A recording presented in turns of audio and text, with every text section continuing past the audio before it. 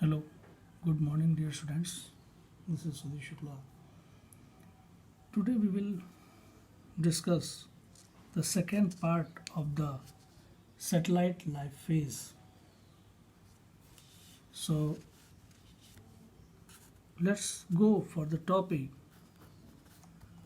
launching orbit.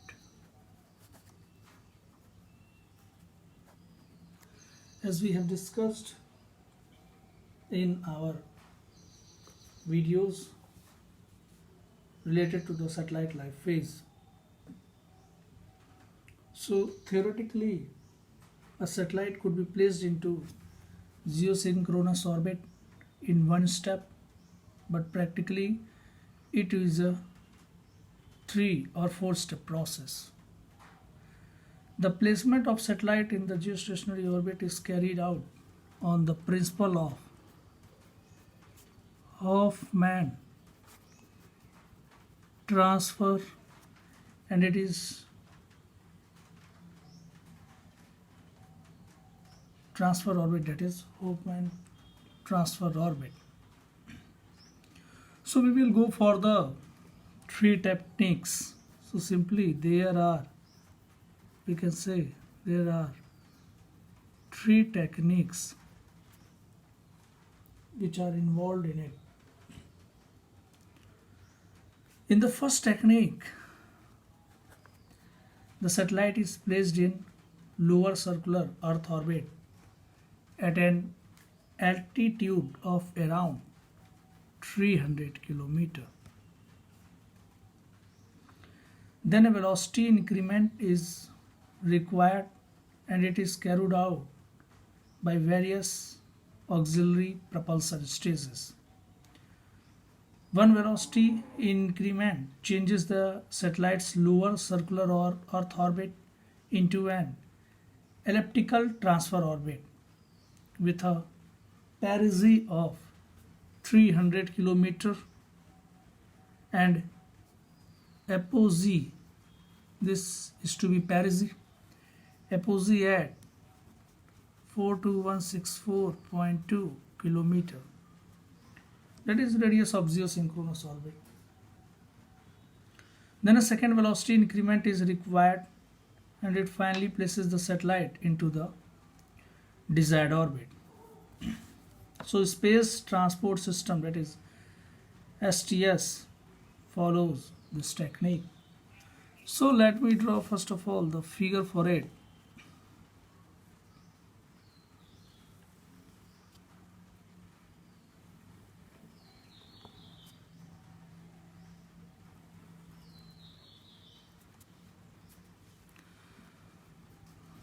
Here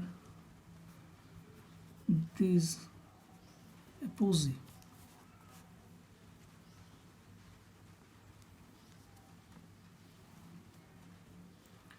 This is synchronous orbit.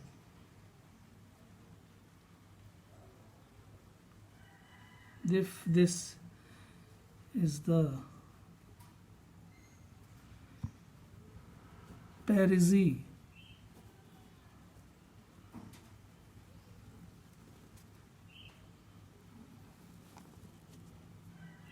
this is what, here let me draw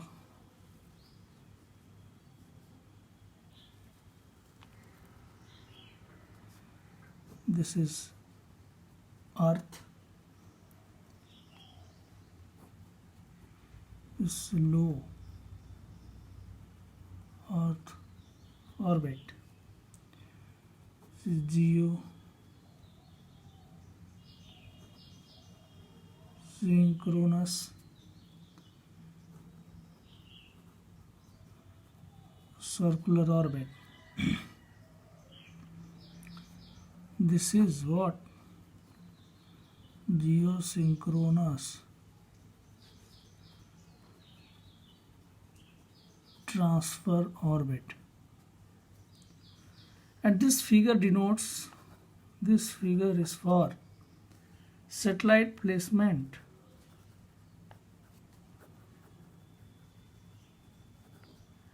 in geostationary orbit. Geostationary orbit. So we have gone for the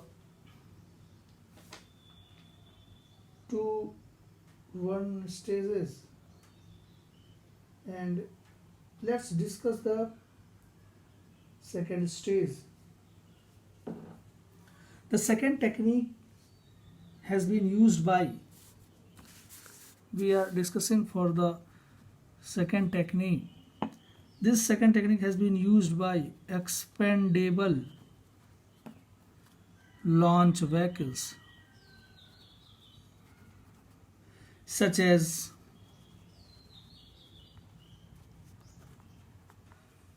Ariane, Delta or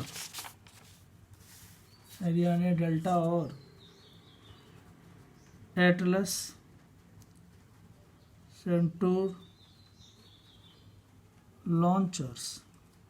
In this case, there is no initial circular orbit and the vehicle provides the necessary velocity at the perigee of the elliptical transfer orbit. Thus, here only one velocity increment is required from the satellite at the apogee. Let me repeat once again. The second technique has been used by expendable launch vehicles जिनका नाम कुछ इस प्रकार से है, Ariana, delta और Atlas central launchers, which I have mentioned. And in this case there is no initial circular orbit and the vehicle provides the necessary velocity at the perigee of the elliptical transfer orbit. Thus here only one velocity increment is required from the satellite at this apogee and follows this path. The third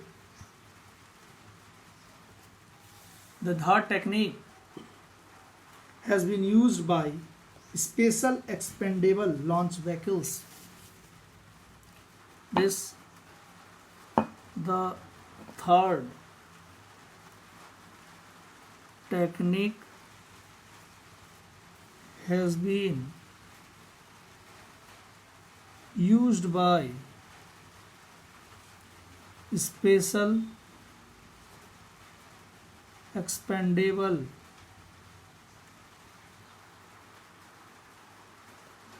launch vehicles such as US Titan 4C and the USSR Proton launchers. In this case, the satellites are directly placed into geostationary orbit. So if we are going to calculate the satellite velocity at the apogee and perigee, these are the 2 points, and I have told in my videos about this apogee and perigee that the distance near to this earth is what called perigee, and the distance far from this earth, that means this point, this is what apogee. तो अगर आपने याद करना हो इसको तो you can directly learn that perigee, that means near to, पास में, earth के, and if it is far then it can be treated as apogee.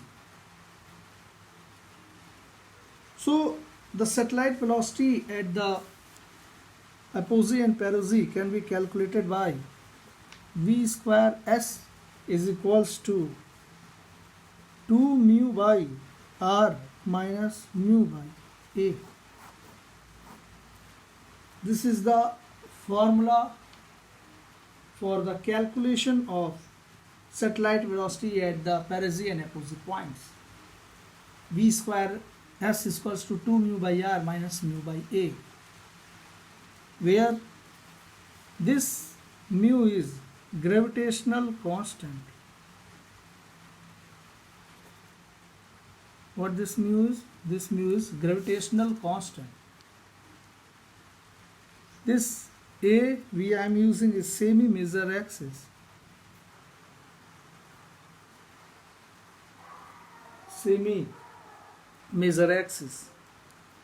And if we're talking about this R, this is the distance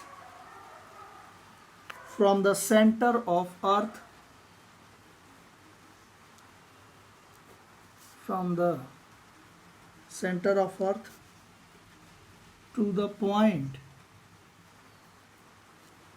where velocity is required.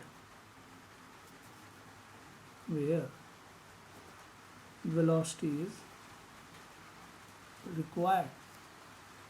So by this point we can calculate the satellite velocity at the apogee and perigee.